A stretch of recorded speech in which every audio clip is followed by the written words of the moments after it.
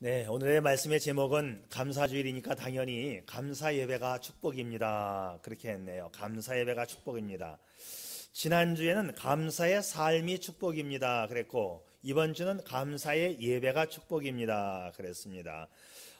성도에게 있어서 이 감사라고 하는 것은 아주 특별한 의미를 갖습니다. 우리 성도의 삶에 감사가 없으면 성도가 아니라고 할 수 있을 만큼 감사는 특별한 의미를 갖는데, 구약 성경에 보게 되면 3대 절기가 나와요. 그 3대 절기가 유월절, 맥추절, 수장절입니다. 이 3대 절기, 세 가지 절기 가운데에서 두 가지가 감사절이라는 거예요. 이 유월절은 이스라엘 백성들이 애굽에서 탈출해 나온 기념이 유월절이고, 나머지 두 개는 다 감사절과 연관되어 있다는 것이지요. 맥추감사절, 수장절이 이 가을에 드리는 우리 추수감사절과 비슷한 게 되겠습니다.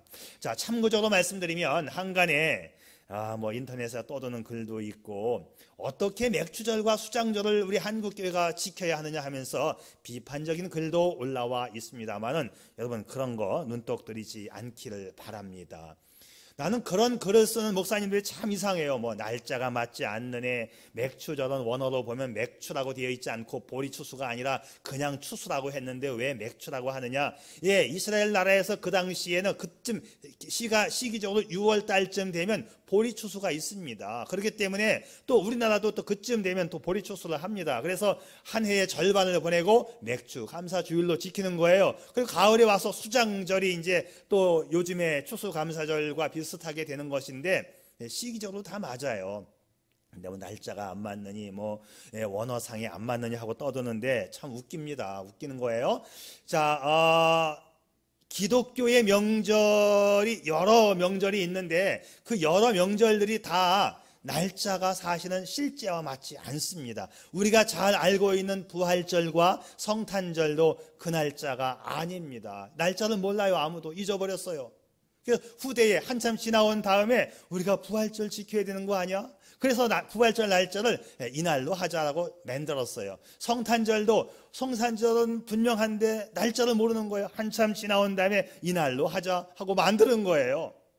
아니, 그렇게 주장하는 목사님들은 자기네 교회에서 부활절과 성탄절은 어떻게 하는지 모르겠습니다.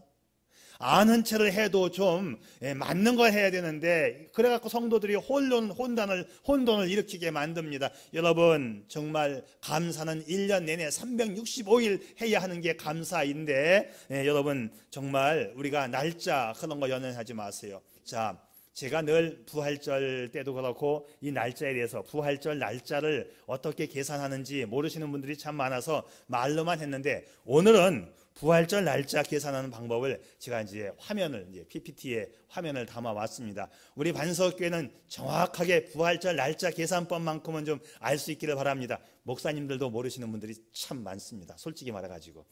제가 가르쳐 드릴게요. 자, 이렇습니다.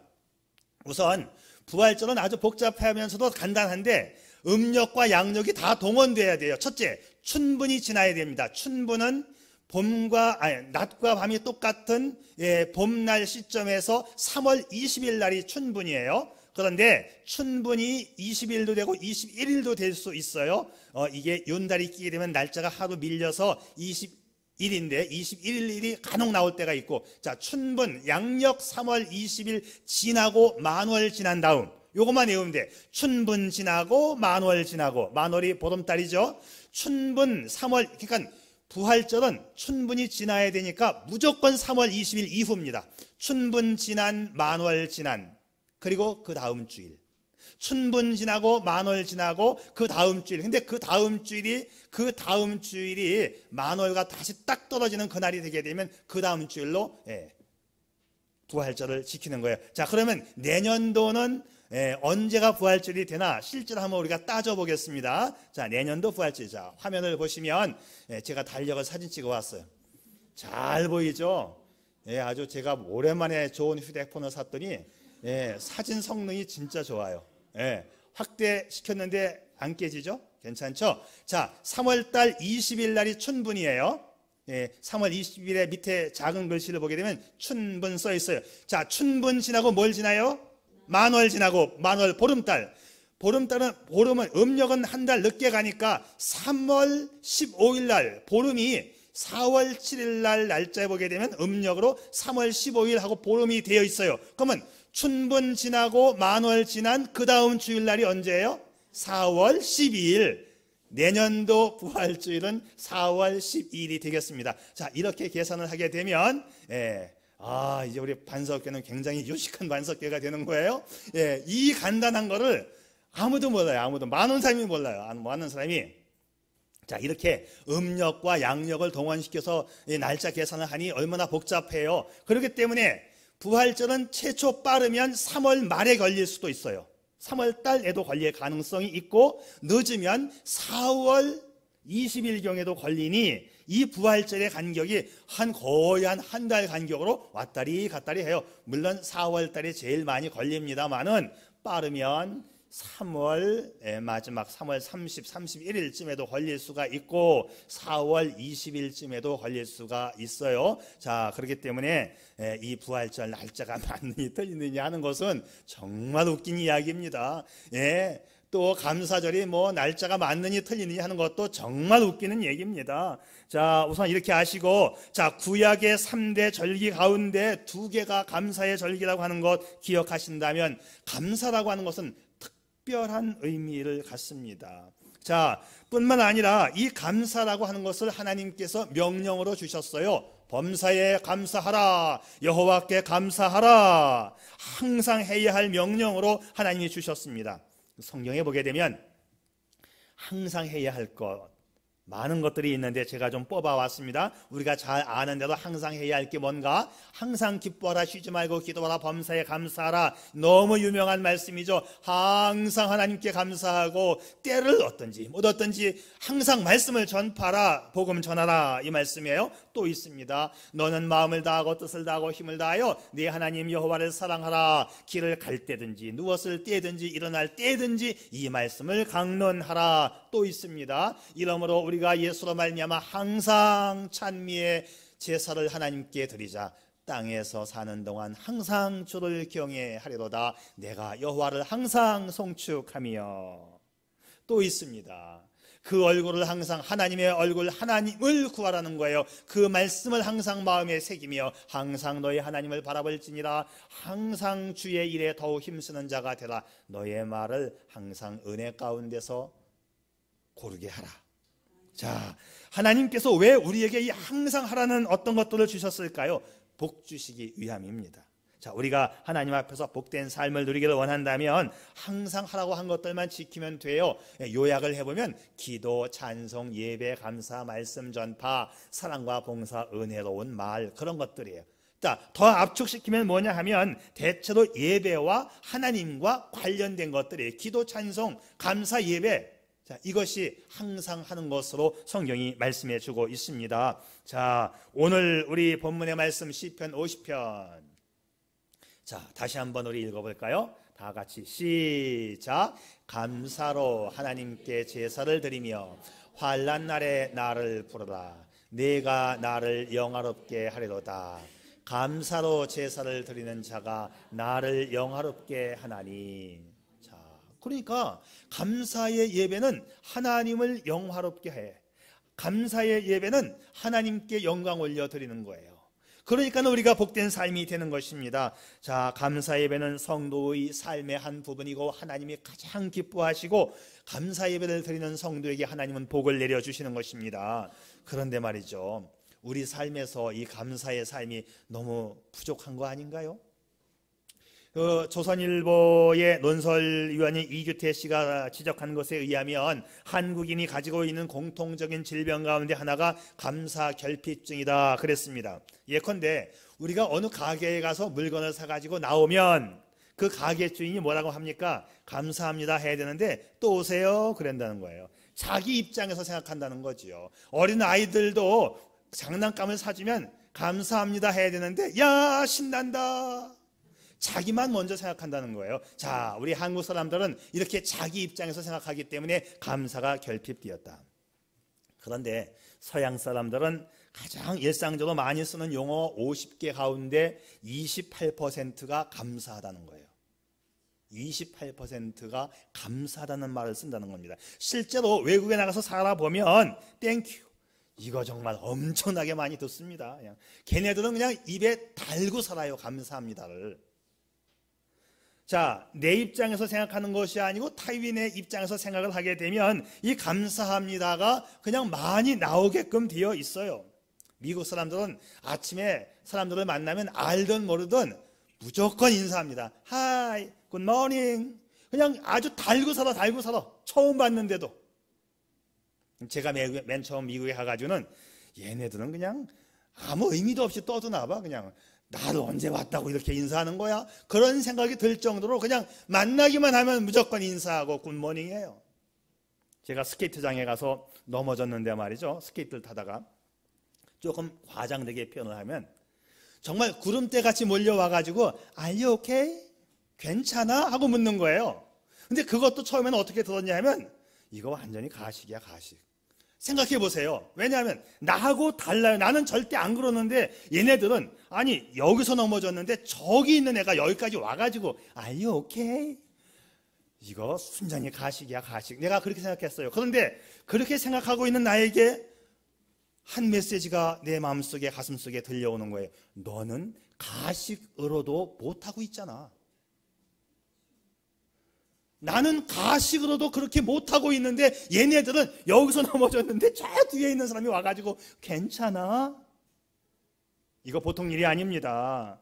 저는 미국 사람들이 그래서 복을 받았다고 생각하고 그렇게 믿고 있습니다. 감사가 성경 말씀에 그렇게 많이 나오고 있다는 사실이지요. 범사에 감사하라. 남을 배려하는 입장에서 타인에게도 감사할 수 있기를 바랍니다. 우리는 성도니까 당연히 감사의 예배를 드려야지요. 자, 그러니 사람에게 감사하고 하나님께 감사, 이 감사가 생활화되고 체질화되고 감사와 친해질 수 있기를 바랍니다. 그러면 하나님이 복을 주시는 거예요. 여러분, 감사가 하나님의 명령이라면 이유 불문하고 감사할 수 있기를 바랍니다. 자, 그래서 오늘 첫 번째 대지는 감사를 생활화하십시오입니다. 살다 보면 감사할 수 없는 일들이 참 많습니다. 그럼에도 불구하고 성경은 무조건 감사하라고 되어 있어요. 감사를 습관화하고 생활화하고 체질화하고, 그래서 이 감사가 내 삶의 한 부분이 될 수 있어야 하는 것입니다. 감사는 구원받은 성도의 당연한 응답입니다. 감사를 찾아서 감사하세요. 그리고 감사거리가 없으면 무엇을 감사할까 하고 생각하면 감사거리가 생각나게끔 되어 있습니다. 지난주에는 제가 관점을 달리하면 감사한다는 말씀을 드렸잖아요. 비슷한 말이에요. 생각하면 감사하게 되고, 그래서 우리의 삶이 감사가 생활화되어야 되는 것이죠. 자, 분명한 사실인데 무엇을 감사할까 생각하면 감사거리가 막 떠오릅니다. 재미있는 말이 미국 말에 감사가 땡큐죠. 그 다음에 생각하라가 뭐예요? 띵크예요. 띵크가 비슷하게 생기지 않았어요? 자, 이 말은 이 띵크라고 하는 말에서 땡크라고 하는 말이 나왔다는 거예요. 생각하면 감사한다. 띵크하면 땡크한다. 생각하면 감사한다. 사실 그렇습니다. 여러분, 깊이 생각해 보세요. 감사거리 아닌 게 없어요. 자, 이 3주 동안 앞에 있는 이 국화를 보면서 얼마나 풍성하고 아름다운지 제가 막 감사했어요. 야, 진짜 좋다, 진짜 좋다. 이제 오늘까지 이제 조금씩 시들어가기 시작하는데, 그런데 이걸 보면서 요 밑에 받침대가 이 나무로 이게 만든 거 아닙니까? 이 통나무 자른 건데, 이 통나무를 조금 잘못 잘랐어요. 기계로 자르지 않고 손으로 자르다 보니까 약간 비스듬히 잘려갖고 약간 삐딱해요. 저거 어떻게 좀 똑바로 잘랐으면 내가 다시 자를까? 또 이제 하는 중에 아니다. 이 비스듬한 것을 앞쪽이 비스듬하게 놓자. 그래서 지금 이 두 화분이 비스듬하게 앞쪽으로 지금 기울어져 있어요. 앞쪽으로 기울어져 있으니까 여러분들이 이 꽃의 모양을 지금 많이 보고 있는 거예요. 할렐루야. 생각하면 감사하다니까요. 그래서 이 삐뚤어 잘라진 것도 굉장히 잘 써먹고 있구나. 다시는 내가 안 자른다. 이제 이 삐뚤어진 거 내가 평생 사용하리라 마음 먹었습니다. 자, 우리 남자분들 가운데 아주 죄송하지만 대머리 되신 분들 있죠. 우리 남자들 가운데 이 대머리가 되면 신경이 엄청 쓰인다고 그래요. 그런데 생각해 보면 이 대머리도 감사할 게 참 많아요. 첫째, 물자를 절약할 수 있어서 감사하는데 비누와 샴푸가 아무래도 적게 들겠지요. 여러분 감사할 수 있기를 바랍니다. 또 하나 감사할 게 있습니다. 대머리가 되면 말이죠, 이발소에서 머리 자르는데 시간이 단축돼요. 또 감사할 수 있기를 바랍니다. 또 이렇게 한번 생각해 보세요. 내가 머리가 밀어졌다. 하나님이 나를 이쁘다고 계속 쓰다듬어 주었기 때문에 내 머리가 빠진 거야. 이렇게 생각하면 얼마나 감사합니까? 자, 또 하나 감사할 게 있습니다. 하나님을 편안하게 해드리고 있다. 뭐냐? 하나님은 우리의 머리털까지 세신 바 되었다고 했는데 이 머리카락 세일 때 내 머리카락 세기가 간편해요. 그러니 하나님이 얼마나 기뻐하시겠습니까? 감사할 수 있기를 바라요. 또 한 가지 마지막, 우리 여성분들은 머리가 빠져서 숱이 적어지는 경우는 생겨도 싹 밀어지는 이 대머리는 여자는 안 생깁니다. 그러니 우리 여성분들은 다 같이 감사할 수 있기를 바랍니다.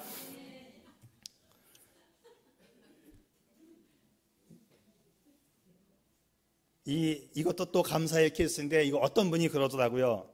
일을 하다가 손가락이 잘렸대요. 이 손가락이 잘려서 손톱이 없으면 이게 끝이 튼튼하지가 못해서 아프잖아요.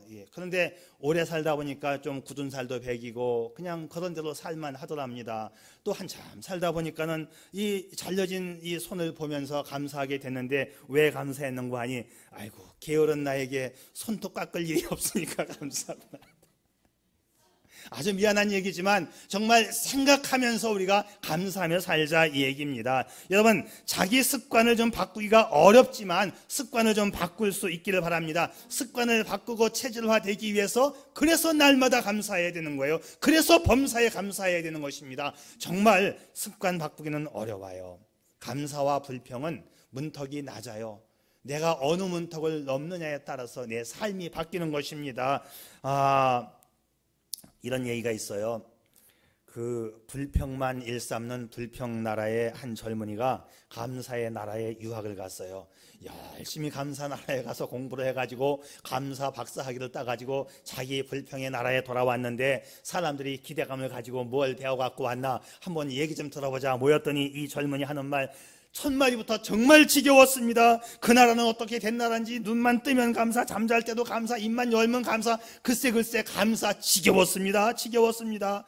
저는 징그럽게 감사만 배우고 왔습니다. 그러는 거예요. 사람이 그렇다니까요. 반대로 감사의 나라의 한 젊은이가 불평 나라에 유학을 갔습니다. 이 젊은이는 유학을 열심히 해서 불평 박사학위를 따가지고 자기의 나라 감사의 나라에 왔습니다. 또 많은 사람들이 무엇을 배우고 왔나 모여들었습니다. 감사할 줄 알며 사는 것이 얼마나 행복하고 감사한 일인지 그 사실을 깨닫게 해준 그 나라 사람들 때문에 내가 감사했습니다 하는 거예요. 여러분, 감사도 체질화되어야 그 체질화된 것이 자기에게 나타난다, 이 말이죠. 여러분, 그렇기 때문에 불평 원망하지 마시고 감사교인 될 수 있기를 바랍니다. 감사가 체질화시키기를 위해서는 매일 해야 합니다. 우리가 그러죠. 걱정 근심 많은 사람 보고 하는 말, 아이고 걱정도 팔자야, 그러죠. 여러분, 타고난 팔자가 걱정, 근심, 불평, 원망인 사람은 예수 믿고 감사 팔자로 바꿀 수 있기를 바랍니다. 감사를 잘하면 관계가 좋아지고 환경도 좋아지게 되고 내가 복을 받고 멋진 삶을 살아가는 것입니다. 그래서 감사를 생활화하십시오. 두 번째, 우리는 예수 믿는 사람들이니까 예배를 생활화할 수 있기를 바랍니다. 원래 팔자라는 말 제가 안 씁니다. 왜냐하면 이 팔자라는 것은 성경에 맞지 않는 단어예요. 자, 그런데 여러분, 그냥 보통 사람들이 쓰니까 여러분, 우리 삶에 예배가 팔자되고 예배가 생활화되어야 하는 그 이유는 하나님께서 우리를 예배하는 사람으로 불렀기 때문에 그래요. 성도의 특징이 뭐냐? 성도는 예배하는 사람입니다. 자, 하나님께서 우리를 만드시고 선택하신 이유는 우리를 통해서 영광 받으시려고. 하나님이 영광 받는 방법이 뭐예요? 예배 드림을 통해서 하나님이 영광을 받으십니다. 예배는 우리가 하나님을 사랑하고 신뢰하는 그 믿음의 외적인 표현이 예배입니다. 성도는 하나님을 예배하는 자입니다. 자, 우리가 하나님을 예배한다 하니까 이것도 조금 잘못 생각하면 내가 하나님께 인심 써가지고 내가 예배 드려주지까진 거, 이렇게 생각하시는 분들이 있어요. 그거 아닙니다. 하나님이 나를 만나주시려고 여기에 오셨고, 여기 예배의 장소에서 여기에 오신 하나님을 내가 만나주는 거예요. 내가 애써서 인심 써서 하나님 앞에 예배 드리는 거 아닙니다. 자, 예배의 원리는 죄인된 인간들을 하나님이 먼저 찾아오셨어요. 그래서 하나님의 사랑에 감격해서 응답하는 것이 바로 예배입니다. 구약 성경에 보게 되면 하나님께서 성전을 지어라, 성막을 지어라 말씀하시는데 왜? 성막에서 내가 너를 만나 주겠다. 자, 그러니 말이죠. 이 성전은 하나님이 우리를 만나기 위해서 지으라고 하신 장소이고, 하나님은 우리를 찾아오시는 분이고, 성도는 뭐냐? 성도라고 하는 것은 나를 찾아오신 그분의 사랑과 은혜에 보답하기 위해서 그분을 만나는, 그분을 예배하는 자가 바로 성도라고 하는 것이죠. 자, 그러니까 우리는 뭔가를 받으려고 하는 것에만 많이 익숙해 있습니다. 그래서 우리가 예배의 본질을 놓쳐요. 예배에서 내가 뭔가를 받는다라기보다는 나를 찾아오신 그 하나님을 만나는 것이 예배의 본질임을 깨달을 수 있기를 바랍니다.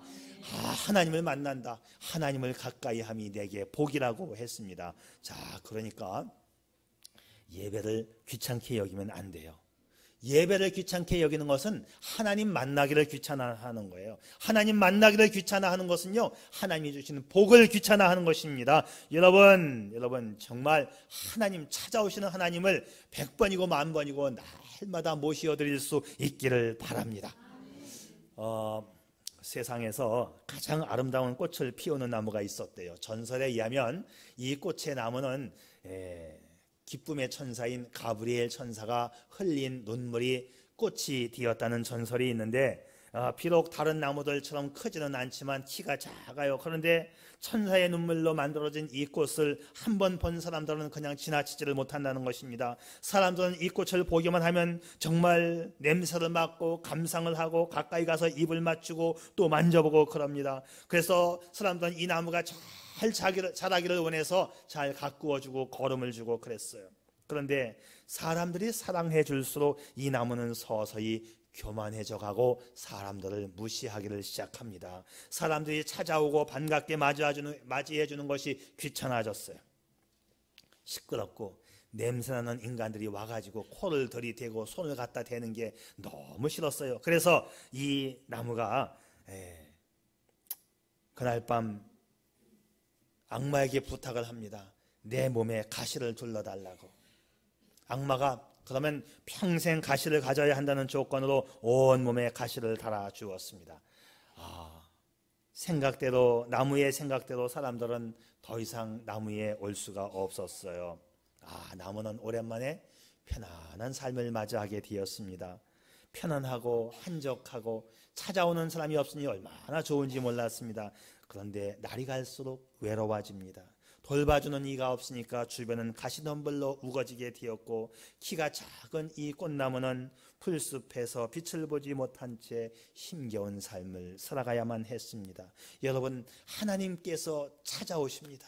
복을 주시려고 찾아오십니다. 그 하나님과의 만남이 예배입니다. 여러분, 그런데 이 예배가 귀찮다고요? 여러분, 정신 차리고 예배에 불을 붙일 수 있기를 바랍니다.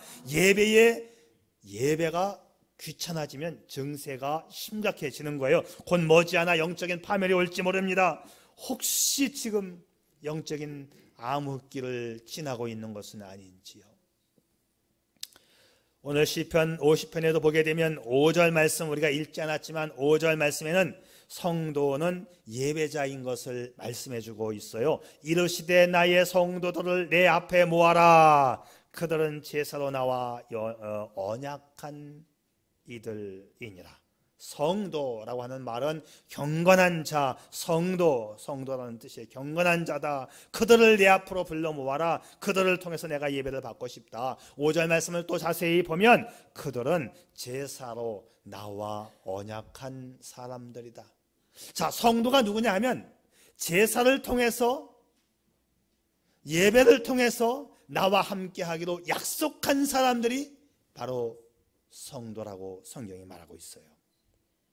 구약 시대에는 희생 제물과 예배 제사를 같은 단어로 쓰였어요. 지금도 물론 그렇게 쓰고 있는 것입니다. 그렇습니다. 자, 희생으로, 제사로, 예물로 하나님과 약속한 존재가 우리들이라는 것이지요. 그래서 이 말을 현대시로 번역하면 성도는 예배하기로 계약이 체결된 사람이다. 제가 이렇게 현대적인 의미로 번역을 해보았습니다. 자, 성경을 보게 되면 하나님의 사람들은 항상 예배하는 자들로 나타났습니다.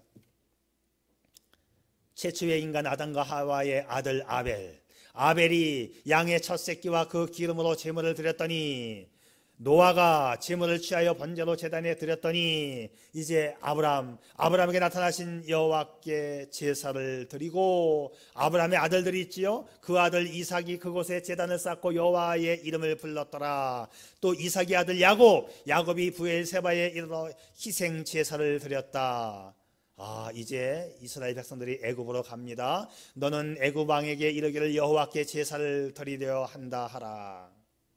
자, 애굽에 들어갈 때도, 애굽에서 나올 때도 모세에게까지 계속해서 이스라엘 백성들은 예배 없이 살 수 없는 사람들이었습니다. 하나님의 백성들은 항상 예배 드림과 함께 했다는 것이지요. 예배는 희생 제물이 있어야 되는 것이고, 이것이 감사의 제물로 바뀌고 또 찬양이 덧입혀지는 예배로 발전을 하게 됩니다. 자, 그렇기 때문에 말씀이 풍성하여 시와 찬미와 신령한 노래를 부르며 감사하는 마음으로 하나님을 찬양하라. 이것이 예배입니다. 자, 감사의 예배를 통해서 하나님 앞에 영광 올려 드릴 수 있기를 바랍니다. 그래서 우리는 감사의 예배가 이제 생활화되는 사람이 되어야 돼요. 감사가 생활화되고 예배가 생활화되고 이 둘을 합치면 감사의 예배, 날마다 예배는 감사의 예배가 되어야 합니다. 오늘 본문의 말씀 또 한번 보지요. 감사로 제사를 드리는 자가 나를 영화롭게 하나니. 감사의 제사는 하나님이 최고로 기뻐하시는 예배입니다. 감사, 성도라고 한다면 누구든지 하나님 앞에 표현해야 하는 최소의 신앙 표현이 감사의 예배이고, 신앙생활의 가장 초보이고 기초가 바로 감사 예배라고 하는 것이죠. 그런데 많은 사람들이 이 사실을 잊어버려요. 어쩌다 그냥 감사주일 되면 그냥 한번 인심 쓰는 척 감사 예배 드립니다. 항상 찬미의 제사를 하나님 앞에 드릴 수 있기를 바랍니다. 오늘 22절 말씀에 감사를 잊어버리고 사는 성도들을 향하여서 하나님을 잊어버린 너희, 하나님을 좀 생각하라 말씀하고 있습니다. 자, 이 세상에 살면서 가장 안타까운 죄가 있다면, 가장 큰 죄가 있다면 하나님을 잊어버리는 것입니다. 하나님의 감사를 망각하는 것처럼 큰 죄가 없습니다. 하나님께서 우리에게 공짜로 공기를 마시게 해서 살고 있는데 내가 이 공짜 공기 마시는 것을 잊어버립니다. 이 은혜를 잊어버리는 거하고 똑같은 거예요. 여러분, 하나님을 잊어버린 너희여, 하나님을 생각하라. 그런데 22절과 23절을 잘 보면 하나님을 생각하지 않은 결과에 대해서 이렇게 말합니다. 하나님을 생각하라. 그렇지 아니하면 내가 너희를 찢으리니 건질 자 없으리라.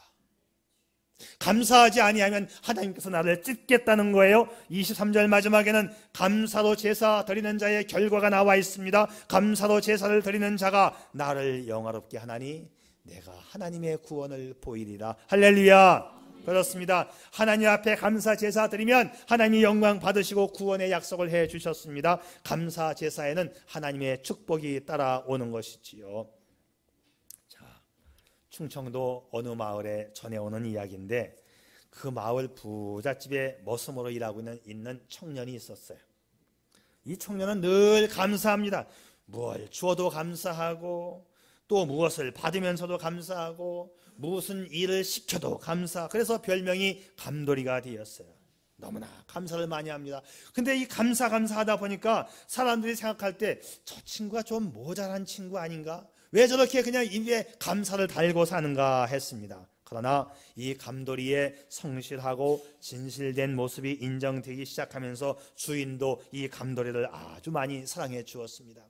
부모가 일찍 없었기 때문에, 여의었기 때문에 공부도 못했고 가난하게 살았어. 그래서 좀 불쌍한 아이긴 하지만 그 마음이 얼마나 정말 진실되었는지 주인이 이 머슴을 사랑했습니다.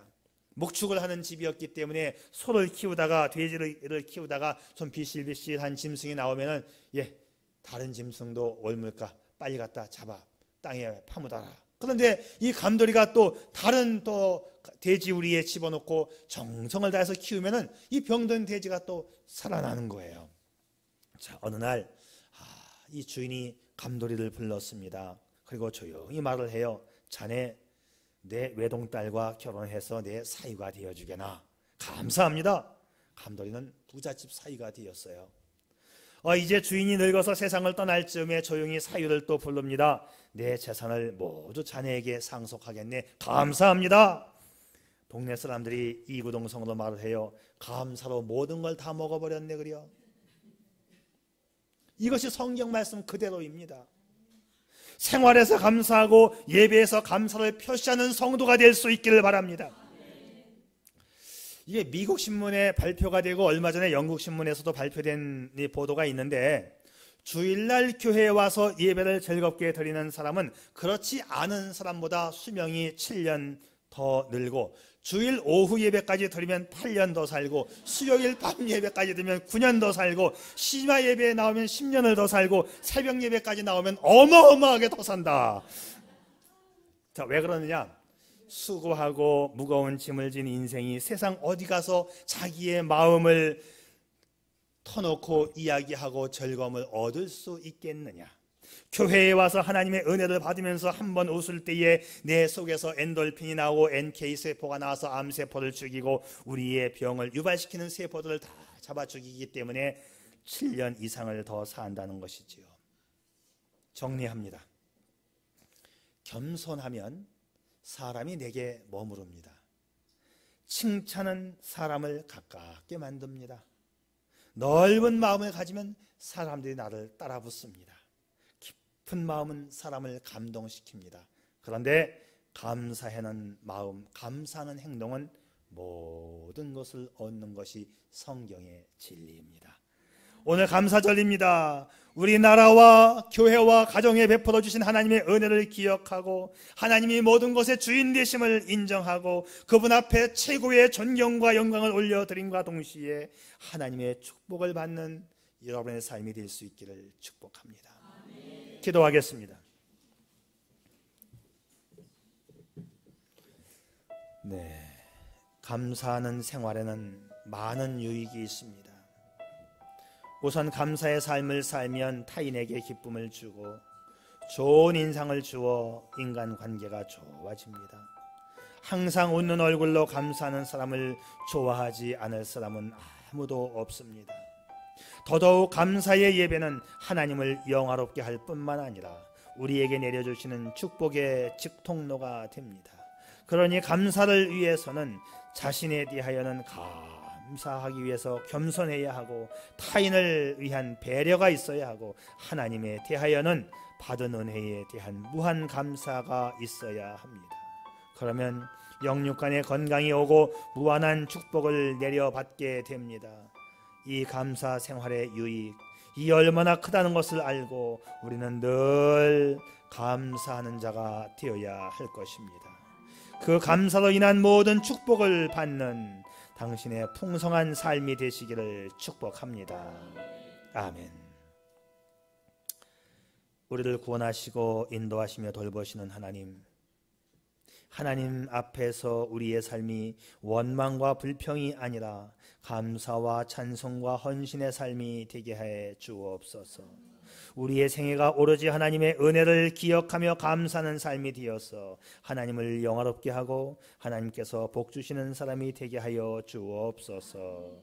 예수님의 이름으로 기도 올리옵나이다. 아멘.